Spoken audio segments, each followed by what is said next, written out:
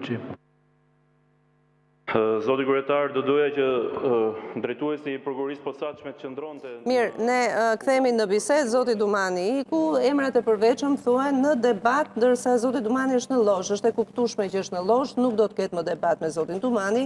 Në pyetjet që u drejtuan fakt zoti Dumani, asnjë nga emrat e përveçëm të akteve korruptive të pretenduara nga Partia Demokratike apo nga opozita nuk ishin në fakt. Si është këtë? E para të bëj një konsiderat ligjore. Është absolutisht e ndaluar nga ligji që të diskutohen çështje konkrete dhe emra konkrete. Ligji për prokurorin, për SPAK-un dhe ligji për prokurinë e përgjithshme, ai dispozit, bëjmë pjatë në 104 i ligjit për prokurinë e përgjithshme që rregullon raportimin e prokurorit përgjithshëm apo të drejtuesit prokurorisë speciale, që kur të raportojnë, ju ndalohet të japin qoftë edhe minimumin e informacionit për çështjet konkrete. Dëmtohet hetimi në këtë rast.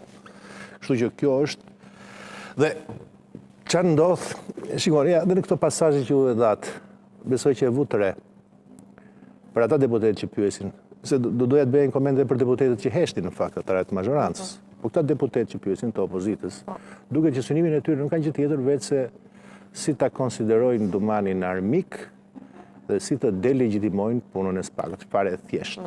Pse bëjnë këtë? E bëjnë sepse i pari tyre është në procedim penal, ka që thjesht. Pra, sallë parlamentit, ajo që do duhet ishte në fakt në krah të SPAK-ut, që është opozita, bën një luftë më të egër ndaj drejtësisë, ndaj SPAK-ut, i cili po ka proceduar një pjesë të përfaqësuesve të opozitës, po ka proceduar dhe një pjesë të madhe të majorancës, atë shumë më tepër se sa aq. Mirë, shumë më tepër se sa aq, po pretendohet që këta shumë më tepër se sa aq, më paktat me të opozitës më shumë. Përfaqësojnë, më falni një herë?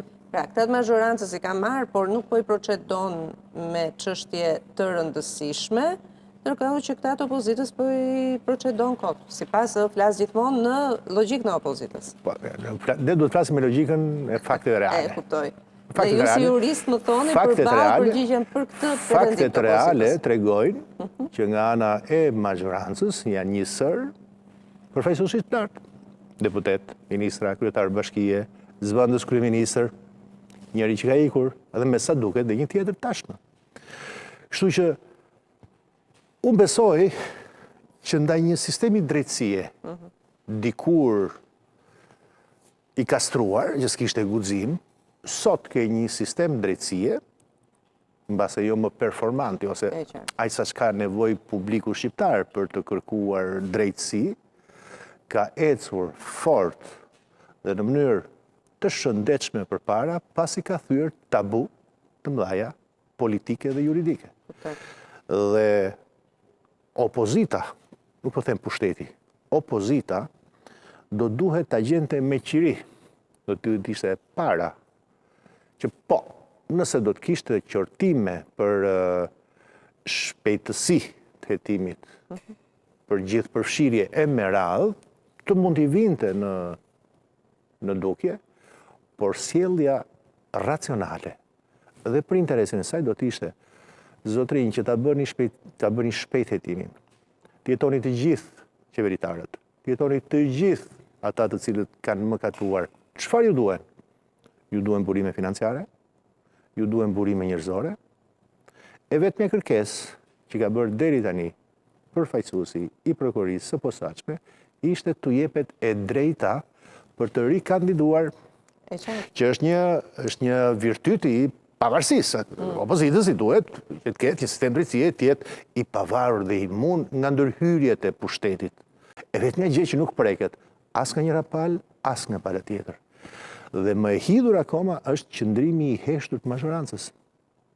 I ndoqa edhe fjalët që mbajtën në rastin e prokurorit të përgjithshëm, dhe çfarë burare një qëndrim paternalist. Ka mbajtur gjithmonë Partia Socialiste.